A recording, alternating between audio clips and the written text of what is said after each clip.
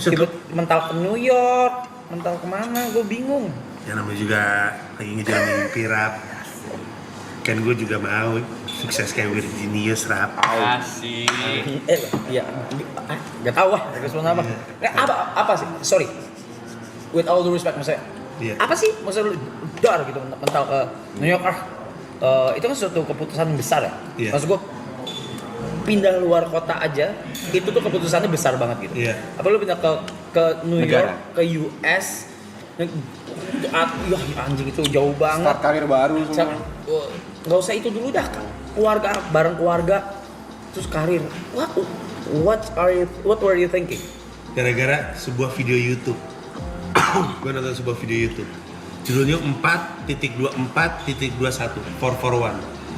Di-upload ke YouTube tahun 2017 kalau gue nggak salah, sama stand-up comedian namanya Andrew Schulz. Terus tahu tuh?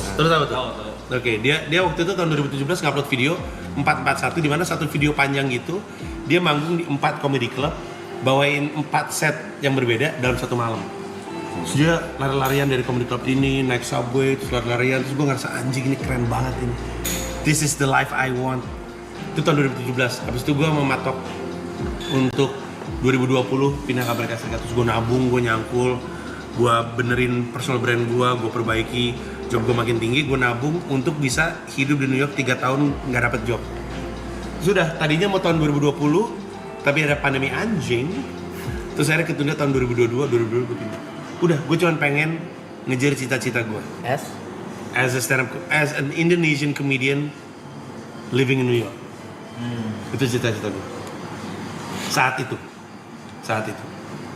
Oke. Jadi terus segitu gue pindah ke New York, gue mulai Januari 2022, terus September anak-anak sama istri gue ikut pindah, terus sekarang kami tinggal di New York. Anak gue mau kuliah bentar lagi, anak gue yang cewek SMA. Yoi. Terus, gitu. Kenapa langsung mencekam gini? Terus lu udah tahu. Gimana cara lu back and forth? I mean, oke, let's say kemarin ada show di Indo lah, maybe branded content, events and stuff. How you like back?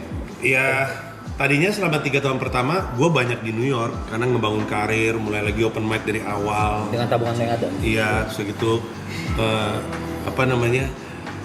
ditonton sama 3 orang, show ditonton 3 orang, ditonton 7 orang. Terus gue ke Jakarta cuman kalau ada job aja. Kalau sekarang kebalik, gue banyak di Jakarta karena gue masih megang perusahaan gue Comika. Terus gue balik ketika ulang tahun anak Lebaran, ulang tahun anak gue yang cowok, ulang tahun anak gue yang cewek, ulang tahun istri gue sama tahun baru. Udah. Sama Halloween, keluarga gue suka banget Halloween. Jadi kalau gue ada duitnya dan sempet, gue balik ke New York untuk Halloween. Sisanya gue banyak di Jakarta untuk ngurus perusahaan gue. Gitu deh.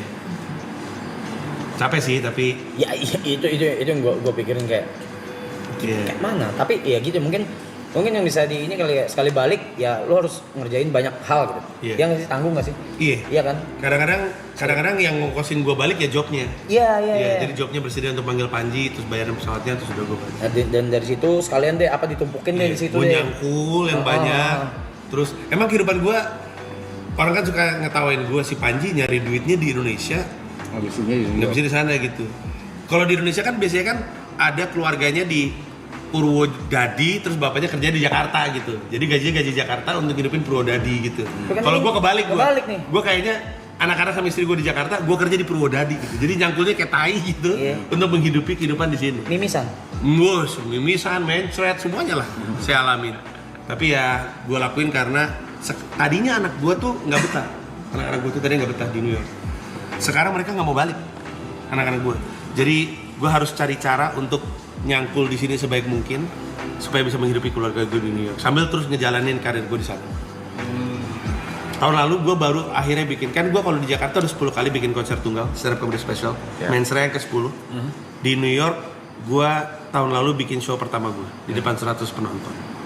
100. Iya, tapi bangganya sama yang Mensra di depan 10.000 penonton. Karena itu karya pertama gue. Yang nonton kayak orang stranger Indo. lah buat lu. Orang Anjay. Yang nonton orang Indo. Tour itu, jadi itu si show yang di New York itu rangkaian dari tour ke 20 kota. 20 kotanya tuh ada Eropa, ada Amerika, itu yang nonton mostly orang barat. pas yang terakhir yang di New York tuh gue emang ngumpulin banyak orang Indo karena pengen gue taping biar penuh. Soalnya kalau ngundang orang Barat kan gue masih belum siapa-siapa. Gue waktu itu pernah manggung di kota kecil banget namanya Salisbury, Maryland. Saking kecilnya nggak ada sound system, jadi gue akapela di depan 20 penonton. Terus gue pernah manggung di Roma di depan ada ini show stand up berbahasa Itali. Terus gue nongol sendiri pakai bahasa Inggris di depan orang. Gue nggak tahu tuh mereka ngerti atau enggak. Ketawa sih tipis-tipis, tapi kayaknya ketawa respect doang deh. gitu. Jadi tapi karena gue udah membawa itu ke 20 kota, pakai set bahasa Inggris di depan orang Barat, gue tahu, oke, gue nggak, I have nothing to prove. Gue udah pernah bawa joke gue di depan orang-orang lokal dan works. Sekarang mari gue rekam supaya gue jadiin tayangan di YouTube. Judulnya Boss Level, rilis di bulan April. Udah ada fans dari luar belum sih, Bang? Fans sih gue rasa nggak ada ya, nggak, maksudnya belum Kayak lah. udah dari orang New York Belum kayak lah. Panji banget gitu Belum sih. Tapi gue seneng karena kadang-kadang gue suka manggung di acara apa gitu ya. Tiba-tiba ada satu orang ngomong, halo Panji apa kabar? Terus gue bilang, anjing kok bisa bahasa Indonesia? Are you Indonesian? No, my mate is Indonesian ya. Kata gue malu. Jadi dia suka dengar pembantunya ngomong pakai bahasa Indonesia tuh tempel. Tapi maksud gue, ya gue happy aja sih. Maksud gue di sana gue belum punya fans ya, gue ngebangun dari awal Target berapa?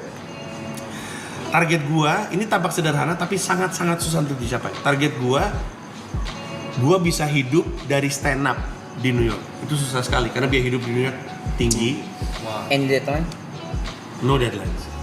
Anak gue yang cewek udah pasti akan, anak gue sekarang sophomore. Anak gue sophomore, berarti dia masih 3 tahun lagi SMA.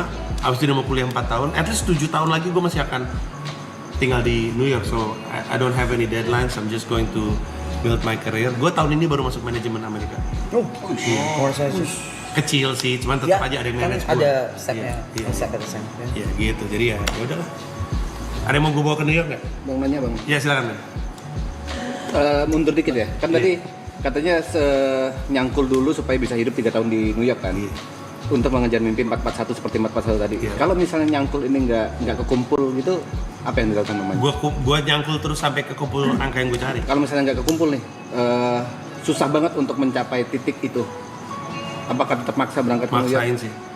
Maksain. Gue nggak pengen hidup ini nyesel. Tahu nggak? Oke. Gue nggak pengen. Elaborate gimana?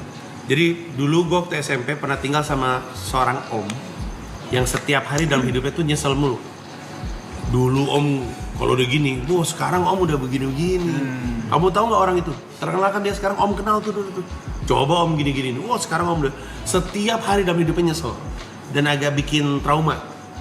Agak bikin gue nggak mau hidup kayak gitu. Jadi gue nggak pengen udah tua gitu umur 80-87 terus mikir kenapa kemarin nggak gue kejar aja ya cita-cita ke New York ya. Jadi saking nggak pengen nyeselnya, ya gue kejar. Kalau duitnya nggak kekumpul, ya gue cangkul terus sampai ngumpul. And you are happy with that? I'm happy with it. It's stressful. Kasian keluarga gue udah ninggalin rumah mungkin udah 2 bulan. Di saat New York lagi badai salju, jadi kondisi itu lagi rumah gue banjir, dan anak-anak dan istri gue sendirian gitu, nggak ada si bapaknya gitu. Jadi it's hard mentally, tapi gue sama psikolog gue dikasih tahu untuk nggak boleh terlalu stres. Ya udah dibawa santai aja. Baru mau nanya, di bawah santai aja tuh gimana? How you cope with it? Pertama gue punya psikiater, jadi itu ngebantu. Gue punya depresan. Tapi di sisi lain ada psikolog gue bilang, lu harus percaya bahwa anak-anak lu tuh punya mental resiliency. Ini pembelajaran untuk mereka juga. Mereka nggak bisa kan tiap-tiap minta bantuan ayahnya, dikit-dikit minta bantuan ayahnya, dikit-dikit ayahnya yang harus menyelesaikan permasalahan. Mereka harus menyelesaikan permasalahan sendiri. Dan itu yang gue tanam diri gue sendiri. Setiap kali gue ngeliat kayak kemarin rumah gue banjir gara-gara pipa bocor, gue harus bilang sama diri gue sendiri, oke, jangan nyalahin diri lu. Inilah kesempatan anak-anak sama istri lu untuk belajar mengatasi masalah itu. Ya udah. So I have to be disciplined in telling myself that. Gimana bang? Ya silakan. Setelah membunuh banyak panggung-panggung kecil dan besar, Iya. apalagi udah 10 solo apa? Special show. Special show. Sekarang kalau manggung masih ada ketakutannya nggak? Atau ada yang Nggak ada. dirasakan? Nggak ada, udah Nggak ada. santai aja. Iya. Manggung. Iya, semua teman-teman gue yang anak stand up juga bingung. Karena mereka suka deg-degan kalau mau manggung, tapi gue udah nggak ada deg-degan. Nggak tahu gue saking sukanya ngelawak. Termasuk di New York. Termasuk di New York.